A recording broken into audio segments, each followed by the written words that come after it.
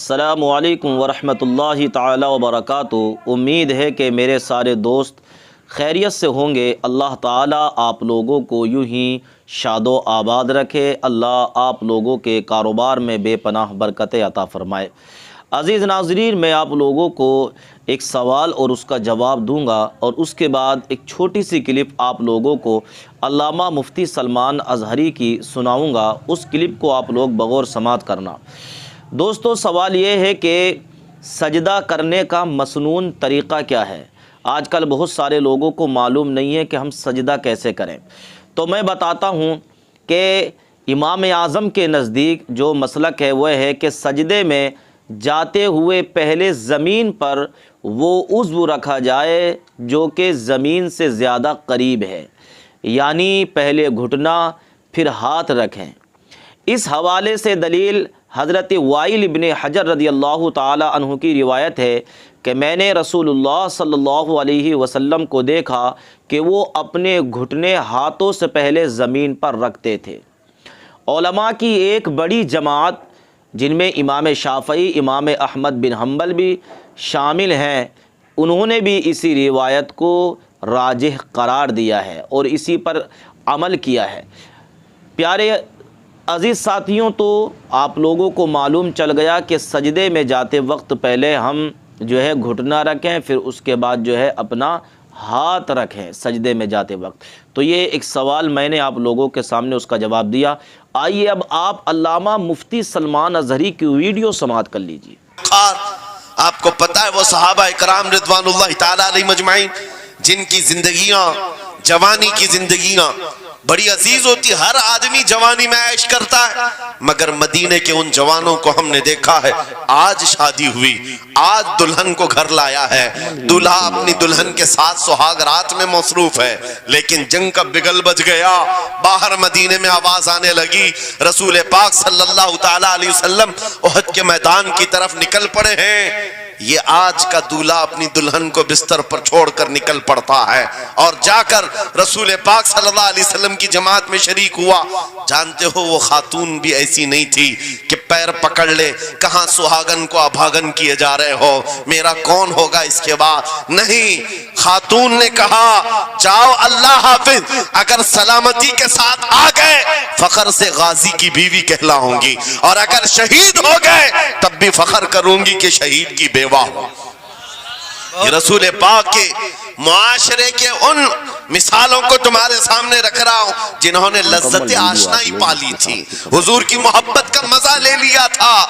وہ صحابی رسول جوان دولہا میدان جنگ میں شریک ہو گیا، لیکن گھمسان کی جنگ میں شہید بھی ہو گیا۔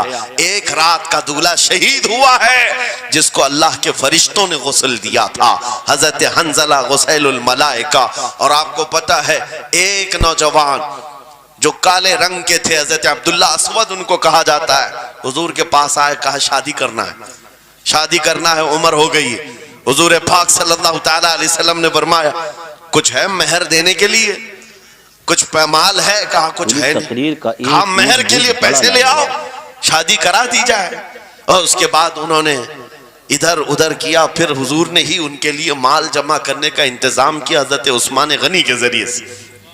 ان کو مال دیا گیا، پیسہ دیا گیا، کہا جاؤ گھر کو بنا لو، سامان لے آؤ اور مہر کے پیسے جٹا لو، شادی کا سامان خریدو، مدینے کی انصار کی کسی بیٹی سے تمہارا نکاح ہو جائے گا۔ وہ نوجوان عبداللہ اسود غریب صحابی ہیں، غریب صحابی، اور کالے رنگ کے تھے۔ انہوں نے شادی کا سامان خریدنے کے لیے مال تو جٹا لیا، بازار میں تھے، اعلان ہو گیا اللہ کے رسول صلی اللہ علیہ وسلم جنگ میں تشریف لے جا رہے ہیں، اچانک مشرکین کا حملہ ہوا ہے۔ یہ جو نوجوان ہے شادی کا سامان خریدنے گیا تھا، جا کر گھوڑا خرید لیتا ہے اور ہتھیار خرید لیتا ہے، اور اس کے بعد جو زرہ ہوا کرتی تھی، لوہے کی ٹوپی، لوہے کا لباس سب خرید لیا، اور جتنا من تھا جو کبھی نہیں پہنا تھا وہ سارے ہتھیار خرید لیے، اور سج سنور کر گھوڑے پر بیٹھ کر کیا گیا۔ جب میدان جنگ میں صفیں لگ رہی تھی شریک ہو گئے۔ ان کو تو غریب صحابہ میں شمار کیا جاتا تھا، ان کے پاس کبھی کوئی ہتھیار نہیں تھا، نہ کوئی تلوار، نہ کوئی ٹوپی، نہ کوئی گھوڑا۔ صحابہ ان کی طرف دیکھ کر سمجھتے ہیں کوئی بڑا پہلوان ہوگا ہم میں سے جس کو ہم نہیں جانتے، لیکن جب جنگ میں وہ اڑ گیا تھا بڑے بڑے شیروں کے پیر اکھڑنے لگ گئے تھے۔ نبی پاک صلی اللہ علیہ وسلم نے عین دوپہر کے وقت صحابہ سے پوچھا کون ہے یہ جو لڑ رہا ہے، یہ بطل جلیل کون ہے؟ یہ چہرہ بھی چھپا ہوا ہے، پوری لوہے کی ٹوپی پہنا ہوا ہے، پورا جسم بھی چھپا ہوا ہے، قیمتی لباس ہے اس کے اوپر۔ صحابہ ادھر سے ادھر سے دیکھ رہے ہیں، کہا ہم میں سے تو نہیں ہے، یہ کوئی باہر سے آیا ہوا لگتا ہے۔ حضور مسکرا کر کہتے ہیں میرا عبداللہ اسود ہے، جس کو شادی کے پیسے دیے تھے، جا کر اس نے جنگ کا سامان خرید لیا ہے۔ اور حضور پاک دیکھ کر مسکرانے لگے۔ شام سے پہلے اسی عبداللہ اسود کی شہادت بھی ہو گئی، وہ شہید ہو گئے میدان جنگ میں۔ جانتے ہو نبی کریم صلی اللہ تعالیٰ علیہ وسلم خود چل کر تشریف لائے اور ان کے سر سے زرہ اتاری، ٹوپی اتاری، خود کو اتارا اور اپنی گود میں ان کا سر رکھا، ان کے چہرے سے مٹی کو صاف کیا۔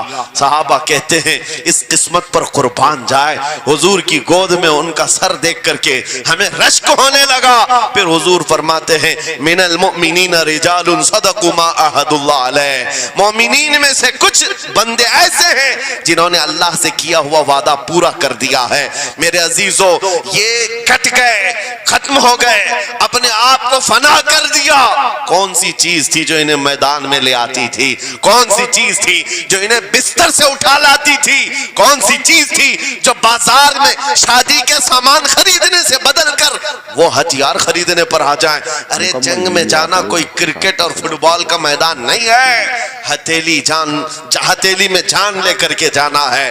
اچھوں کے حالات خراب ہو جاتے ہیں، ایک ڈنڈا دیکھ لیں، لیکن وہ نبی پاک صلی اللہ علیہ وسلم کے ساتھ ایسے نکل پڑتے تھے جیسے لگتا ہے روز کا کام ہے۔ یہ کون سی چیز ہے جو انہیں لاتی تھی؟ وہی اقبال کہتا ہے عجب چیز ہے لذت آشنائی، عجب چیز ہے لذت آشنائی۔ بدر کے میدان میں حضور جا رہے تھے، ایک گھر میں رات کو لڑائی چل رہی ہے، کس کے درمیان؟ باپ اور بیٹے کے درمیان۔ باپ بوڑھے ہو گئے ہیں، بیٹا لڑ رہا ہے، ابا آپ نہیں جائیں گے، آپ گھر میں رہیں گے، میں جاؤں گا۔ باپ کہتے ہیں نہیں بیٹا تو گھر سنبھال، میں جاتا ہوں، میری عمر ہو گئی ہے، میں جاؤں گا حضور کے ساتھ۔ تکرار اتنی بڑھ گئی کہ انہوں نے قرآن اندازی کی، چٹھی ڈالیں گے جس کا نام نکلے گا وہ جائے گا۔ قرآن اندازی ہوئی تین بار بھی ہوئی تو بیٹے کا ہی نام نکلا۔ باپ نے کہا مجھے نہیں چاہیے یہ تیری قرآن اندازی، میں حضور کے پاس لے چلتا، میں حضور کے پاس جاؤں گا۔ عجب چیز ہے لذت آشنائی، حضور کے ساتھ جانے کا جذبہ کیسا تھا۔ ارے وہ قرآن اندازی کر رہے ہیں اپنے آپ کو قربان کرنے کے لیے، کوئی مٹھائی کی تقسیم نہیں ہو رہی تھی کہ جا کر کے مٹھائی ایک لڈو لے آئیں گے، وہ جنگ کے میدان میں جانے کے لیے قرآن اندازی کر رہے ہیں۔ باپ بیٹے کی تکرار، پھر آئے بارگاہ مصطفیٰ میں، دونوں نے دلیلیں رکھی۔ باپ نے کہا یہ جوان ہے گھر سنبھالے گا، مجھے آپ کے ساتھ جانے کی اجازت دیجئے۔ بیٹے نے کہا یا رسول اللہ میدان جنگ جوانوں سے زیادہ بھرپور ہونا چاہیے، طاقت کا زیادہ استعمال ہوتا ہے، میرے باپ کو آپ کہیں گھر پر دیکھیں، یہاں کے حالات وہ سنبھالے، میں آپ کے ساتھ چلوں گا۔ حضور پاک نے جوان کی بات سن لی اور بوڑھے صحابی سے کہا آپ گھر پر رہیں، آپ کا جوان جائے گا۔ اتنا جملہ کہنا تھا، چیخ نکلی ان کی، دھاڑے مار کر رونے لگے، کہا ہائے افسوس، اس بڑھاپے پر تف ہے مجھے، اس بڑھاپے نے مجھے نبی سے دور کر دیا۔ عجب چیز ہے لذت آشنائی، عجب چیز ہے لذت آشنائی۔ وہ بوڑھے ہو جاتے تب بھی یہ سوچتے کہ حضور کے ساتھ جانے کا موقع ملے۔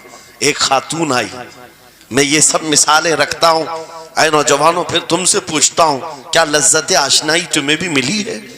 حضور کی بارگاہ میں اپنے آپ کو فدا کرنا یا اپنی دنیا کو ٹھوکر مارنے کا جذبہ کبھی آیا ہے؟ ایک خاتون حضور کے دربار میں آئی، جب حضور صلی اللہ تعالیٰ علیہ وسلم کسی میدان کی طرف جا رہے تھے، وہ بھی جنگ کا حال تھا، کئی جنگیں لڑی گئی، ایک خاتون آئی 1.5 سال کا بچہ لے کر، کہا یا رسول اللہ مدینے کی ساری مائیں اپنے جوان لڑکے بھیج رہی تھی، میرے گھر میں کوئی نہیں تھا، ایک 1.5 سال کا بچہ ہے، میں اس کو لے آئی ہوں، اس کو قبول کر لیں۔ توجہ، ماں کا کلیجہ کیسا ہوتا ہے، ماں کی ممتا. 1.5 سال کے بچے کو لے کر آئی، کہا اس کو قبول کر لیں. حضور نے پوچھا اس کا کیا کریں تقریر گے؟ کا ایک وہ خاتون کہتی ہے یا رسول اللہ میرے شوہر شہید ہو گئے اور میرے پاس سوائے اس بیٹے کے کوئی نہیں. ہاں مجھے اندازہ ہے میرا بیٹا چل پھر نہیں سکتا، تیر تلوار نہیں اٹھا سکتا، یہ جنگ میں جانے کے قابل نہیں، لیکن میں اس حصے سے محروم نہیں ہونا چاہتی جو مدینے کی ہر ماں لے رہی ہے. بس یا رسول اللہ میرے بیٹے کو آپ کسی مجاہد کے ہاتھ میں دے دیں، جب دشمنوں کی طرف سے تیر چلے میرا بچہ ڈھال کے کام تو آ سکتا ہے، میرا بچہ ڈھال کے کام تو آ سکتا ہے. عجب چیز ہے لذت آشنائی، عجب چیز ہے لذت آشنائی. جسے یہ آشنائی کی لذت ملی ہے اس نے مصطفیٰ کریم کے قدموں میں بچے بھی وار دیے، سب لٹا دیا ہے. ان کے لیے مال کی کوئی اہمیت نہیں تھی. آپ کو پتا ہے صدیق اکبر رضی اللہ تعالیٰ عنہ کے گھر ایک بار رسول کریم صلی اللہ علیہ وسلم تشریف لائے اور وہ اس وقت عبادت میں مصروف تھے. اچانک حضور کریم اکرم صلی اللہ تعالیٰ علیہ وسلم گھر جیسی آئے، دروازہ کھلا، حضور سیدھے ایک کمرے کی طرف گئے، وہاں ایک صندوق رکھا تھا اور اس میں کچھ مال تھا. حضور اکرم صلی اللہ تعالیٰ علیہ وسلم نے اس صندوق سے مال کو اٹھایا. حضرت ابوبکر صدیق مسکرائے اور کہا شکرن للہ، اے اللہ تیرا شکر ہے. حضور پاک نے ان کے مال کو جیسی اٹھایا، کہتے ہیں میں ابھی اللہ کریم کی بارگاہ میں دعا یہی کر رہا تھا، اے مولا بس تو اتنا کرم کر دے تیرا رسول میرا پورا مال اپنا سمجھا کرے، اپنا سمجھ لے. وہ اپنے آپ کو سب لٹا دیتے، پھر کہتے میرے عزیزو عجب چیز ہے لذت آشنائی. جسے یہ مل گئی ہر مصیبت اسے چھوٹی لگتی ہے، ہر مصیبت ہلکی لگتی ہے. اب آؤ میں تم سے پوچھتا ہوں، یہاں تھوڑی سی تکلیفوں پر بلبلا اٹھتے ہیں، تھوڑی سی تکلیف کیا آئی کہ تتر بتر ہو جاتے ہیں. تمہارے آج اتحاد کو دیکھنے کے لیے آنکھیں ترس گئی ہیں. ہمارے اختلافات اتنے بڑھ گئے، اتنے بڑھ گئے. ایک جماعت ہے، ایک سنیت ہے، ایک مسلک ہے، لیکن ایک دوسرے سے مساوا کرنا نہیں چاہتا، ایک دوسرے سے گلے ملنا نہیں چاہتا. علماء کی جماعتیں الگ، پیروں کی جماعتیں الگ. کیا یہ جینے کے سلیقے ہیں؟ کیا تمہیں لذت آشنائی نہیں ملی ہے؟ نبی کریم صلی اللہ تعالیٰ علیہ وسلم کی آشنائی کی لذت جسے ملتی ہے وہ نفس کو مار دیتا ہے. اس کے پاس سوائے حضور کی نسبت کے کسی چیز کا خیال نہیں ہوتا، کسی چیز کا خیال نہیں ہوتا. صحابہ اکرام کی بات میں آپ کو بتاؤں، آج دنیا میں اس طرح ہماری طرف جو نظریں اٹھی ہیں اس کی وجہ یہ ہے کہ ہمیں توڑ دیا گیا ہے. وہ 100 سال پہلے انگریز یہاں یہ کہتے تھے، جس کو اقبال نے کہا ہے یہ فاقہ کش موت سے ڈرتا نہیں، ذرا روح محمدی اس کے بدن سے نکال دو. 100 سال پہلے انگریزوں نے کہا تھا روح محمدی اس کے بدن سے نکال دو. کیوں؟ جب تک روح محمدی اس کے ساتھ ہے وہی لذت آشنائی ہے جس کو میں کہہ رہا ہوں، وہی عشق مصطفیٰ ہے. جب تک اس کے ساتھ ہے یہ موت سے کبھی ڈرتا ہی نہیں ہے. اس کو موت سے ڈرانا ہے تو یہ اس عشق کی دولت کو کھینچ لو، نکال لو، روح محمدی اس کے بدن سے نکال دو. تم سب نوجوانوں کو میں تنبیہ کرتا ہوں میرے عزیزوں، روح محمدی تم سے چھیننے کے لیے دنیا نے ایڑی چوٹی کا زور لگا دیا ہے. تمہارے مٹھی میں ہر گناہ کو لا کر جمع کرنے کی کوشش کی گئی ہے. تمہاری آنکھوں کو آج خرید لیا گیا، تمہاری حیا کا قتل کر دیا گیا، تمہارے اخلاق کہاں چلے گئے. ہمارا وہ نوجوان جب نکلتا تھا تو اس کے لیے فرشتے استقبال کرے. امت محمدیہ کا وہ غیور جوان جس کے لیے اللہ تعالیٰ نے طوفانوں کے رخ موڑ دیے، سمندروں میں راستے بنا دیے، سمٹ کر پہاڑ ان کی ہیبت سے رائی. آج اس کا حال یہ ہے کہ پوری رات پب جی میں گزار رہا ہے، یہ ٹک ٹاک پر مجرے کر رہا ہے. یہ لا کر کے تمہارے ہاتھوں میں اسی لیے تھمایا گیا ہے، اسی لیے تھمایا گیا ہے. اور ایک جملہ میں کہتا ہوں عزیزوں، جب شیر اپنی شیری چھوڑ دیتا ہے تو بہت سارے کتے بھونکنے لگ جاتے ہیں. ہاں کتوں کے اندر دم آ جاتا ہے. آج دیکھ رہے ہیں ہم، ادھر سے کتا ادھر سے کتا، ہر کوئی منہ اٹھائے بھونکے جا رہا ہے، کبھی حضور پر، کبھی اسلام پر، کبھی قرآن پر. اس کی وجہ کیا ہے؟ محمد عربی کے شعروں کو نیند آ گئی ہے، یہ غفلت میں ہے، اور یہی چاہتی بھی ہے دنیا کہ یہ نوجوان نشہ میں ملوث رہیں۔